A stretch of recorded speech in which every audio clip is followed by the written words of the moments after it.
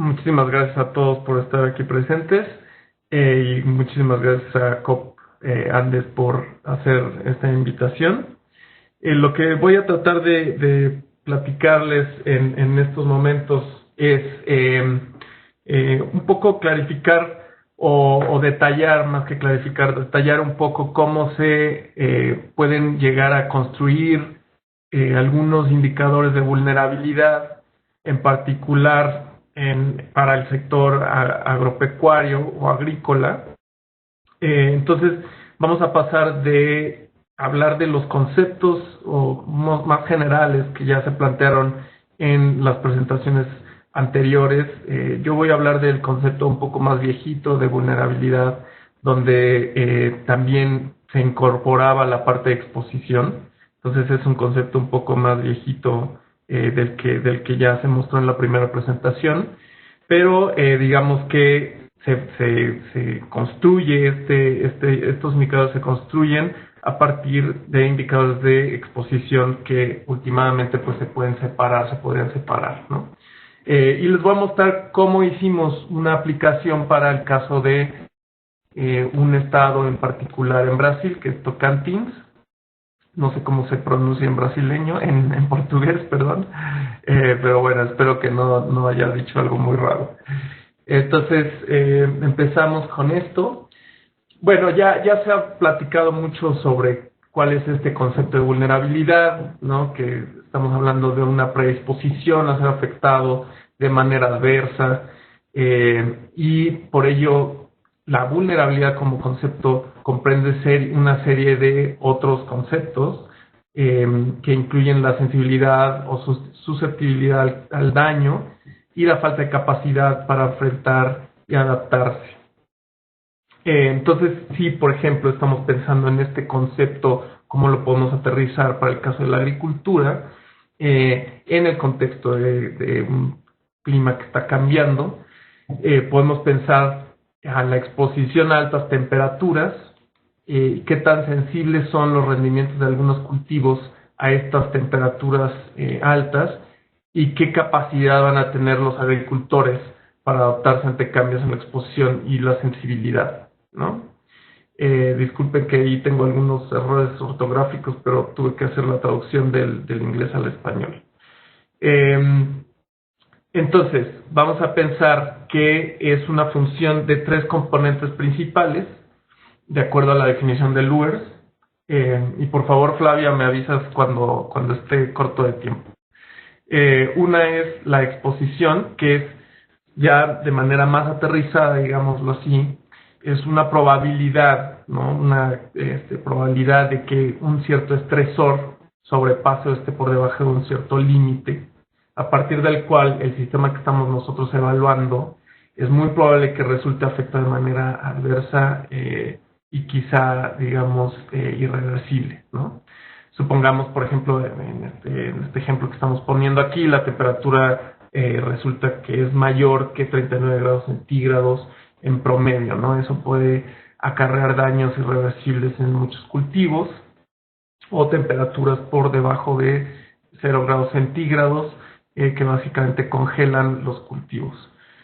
El otro concepto es la sensibilidad, y esto se refiere a cómo reacciona el sistema ante distintos estresores, ¿no? Entonces podemos pensar en la precipitación y en la temperatura promedio, ¿no? Esos son dos estresores que podemos nosotros, en los que se pueden enfocar, sobre todo si estamos hablando de sistemas agrícolas. Ahora, en general estos se ponderan, digamos, están relacionados también a qué tan lejos está el sistema actual respecto a un punto en el que se podría dañar irreversiblemente también, ¿no? Entonces, aquellos sistemas que estén más cerca de llegar a ese límite, ¿no? Supongamos que estamos hablando de que el límite lo estamos marcando en términos de los rendimientos de un cultivo. Supongamos que ponemos un límite de 1 tonelada por hectárea para, por ejemplo, el maíz, ¿no? Si caemos por debajo de ese límite, entonces podemos pensar que una población cae en desnutrición, en una catástrofe en términos de alimentarios, ¿no? Entonces ese puede ser un límite, y entonces aquellos sistemas que estén más cerca de ese límite se les va a dar un mayor peso en este indicador, ¿no? Y por último vamos a tratar de incorporar la capacidad de adaptación de los distintos sistemas, que es esta capacidad de un sistema para reducir su vulnerabilidad ante un estresor dado. Ahora, otras definiciones que vamos a ir haciendo en el camino, ¿no? Necesitamos primero pues definir el sistema que se va a evaluar, ¿no? Que puede ser una unidad geográfica, socioeconómica, tan grande como un país, un estado, un municipio que siembra un cultivo determinado, etcétera, ¿no? Eso va a ser el primer paso, va a ser definir exactamente qué es lo que queremos evaluar, ¿no? Obviamente va a haber distintos problemas que uno se va a enfrentar si estamos hablando de una evaluación muy global o si estamos hablando de una evaluación muy local, ¿no? Entonces, cuando vean ustedes estas flechitas aquí, nos estamos refiriendo a el caso particular que estamos evaluando, la aplicación que les vamos a mostrar en estas diapositivas. Entonces, en el caso de Brasil nos vamos a enfocar en los municipios del estado de Tocantins, que está, como ustedes pueden ver en el mapa, localizado en la parte central del país, ¿no? Y bueno, este proyecto además surgió como parte de un llamado del BID para hacer una evaluación sobre vulnerabilidad en zonas donde estaban realizando inversiones en agricultura, ¿no? En particular, como ustedes pueden ver cuando ven el zoom en el estado de Tocantins, en la parte baja a la izquierda es donde están localizados los municipios donde el BID está realizando estas inversiones en irrigación. Entonces vamos a evaluar esos municipios respecto al resto del estado, ¿no? Ahora es muy importante que pues todos estos indicadores que uno puede generar, etcétera, son muy focalizados o muy contexto específicos, digámoslo así, ¿no? Entonces uno tiene que tener muy claro contra qué está midiendo lo que está midiendo, ¿no? Una escala más grande podría ser comparar esos municipios prodoeste contra el resto de los municipios que están en Brasil, etcétera, ¿no? Uno tiene que tomar una decisión respecto a contra qué vamos a medir esto. Ahora, otros puntos son los estresores. Esto ya más o menos lo estábamos platicando, ¿no? Son los principales factores biofísicos, por ejemplo, que impactan sobre un sistema, ¿no? Y que se modificarán como resultado del cambio climático. No estamos hablando de temperaturas, precipitaciones, cuando pensamos en impactos directos, incendios, huracanes, como impactos más indirectos de cómo se va afectando la temperatura y la precipitación de manera más general, etcétera. En el caso que estamos evaluando, nos vamos a enfocar en temperatura y precipitación promedio en 4 etapas de crecimiento de 5 cultivos principales que se utilizan o se cultivan en la zona, ¿no? Que son soya, maíz, sandía, frijol y arroz. La etapa de crecimiento y cosecha y cultivo ocurre entre octubre y mayo para este estado. Ahora, ¿cuál es la temporalidad que vamos a tomar para evaluar la vulnerabilidad, ¿no? Tenemos que pensar, bueno, si vamos a evaluar el estado actual de la vulnerabilidad, pues tenemos que tomar una decisión respecto a qué temporalidad estamos tomando en cuenta, ¿no? En nuestro caso vamos a agarrar 2001 a 2012, es por disponibilidad de datos principalmente, de preferencia obviamente, pues si uno tiene muchos datos, lo mejor es tratar de cubrir una mayor temporalidad en este caso. Y la parte de cambio climático se va a evaluar para el mediano plazo, 2020-2049, y largo plazo, ¿no? 2070-2099. Ahora, esto es muy importante, que ya medio lo mencioné en un principio, pero esto es estos indicadores van a ser muy específicos al contexto que se está evaluando, ¿no? O sea, hay que tener cuidado de cómo se interpretan y cómo se utilizan, sobre todo, para propósitos de política pública. Recuerden que cuando estamos hablando de aplicaciones empíricas, pues hay que ser bastante reduccionistas. Entonces, estos procesos que son muy complejos, como ya lo planteaban los expositores anteriores, pues se tienden a simplificar en aplicaciones empíricas, ¿no? Donde estamos tratando de obtener un indicador, un número en particular, ¿no?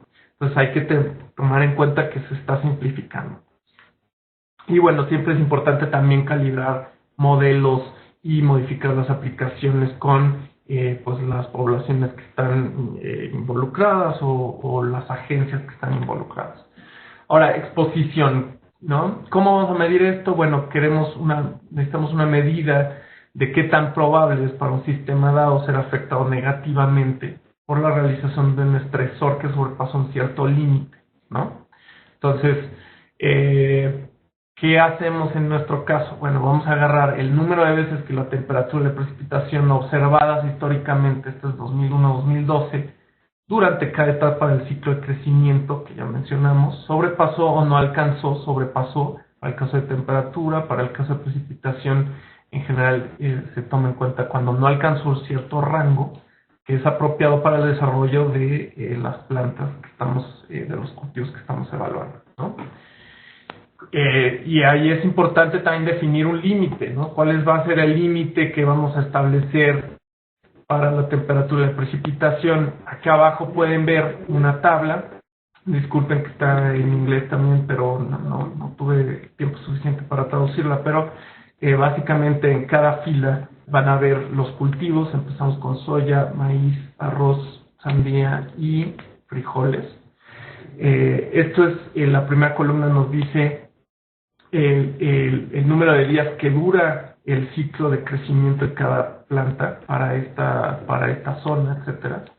La precipitación que necesitan por día, cuál es la temperatura óptima de reproducción durante ese ciclo, ¿no? Y si ven la última columna nos va a decir si sobrepasa la temperatura cierto promedio, entonces muy probablemente va a haber daños irreversibles sobre los rendimientos, ¿no? Entonces esos son los límites que vamos a estar tomando. Ahora, la sensibilidad. Esto es un tema bastante, digamos, complejo también porque existen una multiplicidad de métodos para recuperar la sensibilidad. Recuerden que esto nos va a decir qué tan fácil es un sistema, qué tanto reacciona un sistema ante cambios en un estresor, ¿no? En este caso temperatura, precipitación. Nosotros lo que queremos aquí medir es qué tanto van a cambiar los rendimientos de estos cultivos cuando cambiamos en una proporción pequeña, digámoslo así, la temperatura y la precipitación, ¿no? Separadamente se hace. Entonces ahí vamos a listar básicamente tres métodos principales. El primero, que quizás sea yo creo que uno de los más utilizados, y quizá muchos de ustedes los han utilizado, es a partir de modelos agronómicos, ¿no? Que son modelos muy detallados y complejos sobre cómo se simulan los rendimientos de los cultivos, ¿no? Y son modelos agronómicos directamente, donde podemos ir modificando temperaturas y precipitaciones para ver cómo teóricamente al menos un cultivo o los rendimientos de algún cultivo pueden ir reaccionando, ¿no?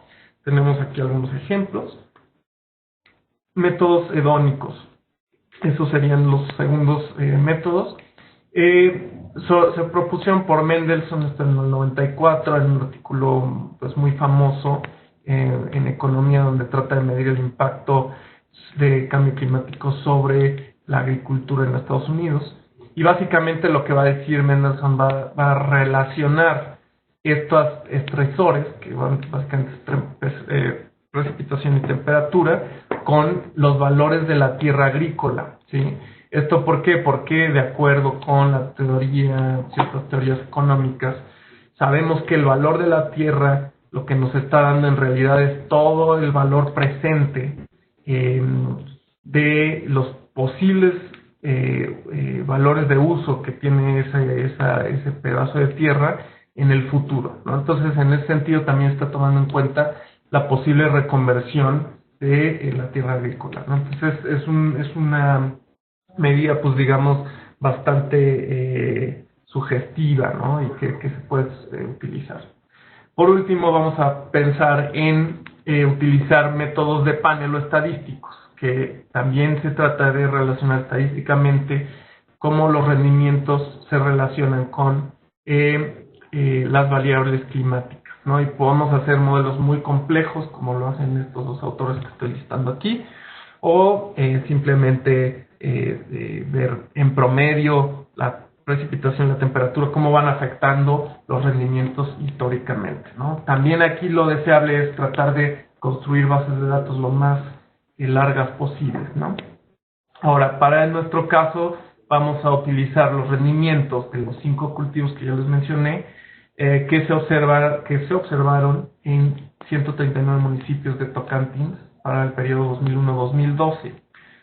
Entonces, lo que vamos a decir, lo que la sensibilidad nos va a decir en este primer caso es cómo reacciona el rendimiento ante el cambio de 1% en la temperatura y el cambio de 1% en la precipitación, ¿no? Entonces tenemos dos medidas de sensibilidad, pero también podemos, que es lo que hicimos en este caso, tratar de transformar esas medidas a valores monetarios. Esto se hizo a través de una relación que se observa entre rendimientos y las ganancias de los agricultores en Tocantins, ¿no? Entonces, básicamente se ponderan estas sensibilidades. Bueno, pensemos en la adaptación. Ya hablamos que están compuestos de exposición y sensibilidad, cualquier indicador de vulnerabilidad. Entonces, en el caso de Brasil, ¿qué vamos a hacer? La vulnerabilidad se construye como una suma ponderada de las sensibilidades ante temperatura y precipitación, donde estos pesos que van a estar en esa suma están dados por las probabilidades de que un estresor pase o no un cierto límite, ¿no? Entonces, en términos estrictos nos va a decir básicamente qué tan fácil, para esta aplicación en particular, en términos monetarios, cómo se van a desviar las ganancias de los agricultores como consecuencia de cambios en la temperatura y la precipitación, a muy grosso modo, ¿no? Ahora, la capacidad de adaptación la vamos a medir como la diferencia entre la vulnerabilidad bajo las condiciones existentes y condiciones modificadas. En el caso que vamos particular de Brasil, de la aplicación de Tocantins, nos vamos a enfocar en la irrigación como una estrategia potencial para enfrentar cambio climático. Hay millones de estrategias y en este caso nos enfocamos en esta principalmente, ¿no? Ahora, ya les voy a mostrar un poco los resultados, ¿no?, de lo que estamos obteniendo. Esta tabla lo que nos está mostrando son los 14 municipios que están en Prodoeste, ¿no?, y el índice de exposición a temperatura y precipitación, ¿sí?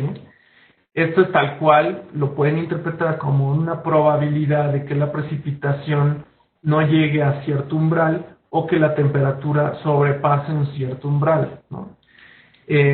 Las letras que tienen del lado derecho nos van a decir si la exposición es media, baja, que es la L, o alta, que es la H, ¿no?, para cada uno de estos municipios y también para todo el estado de Tocantins.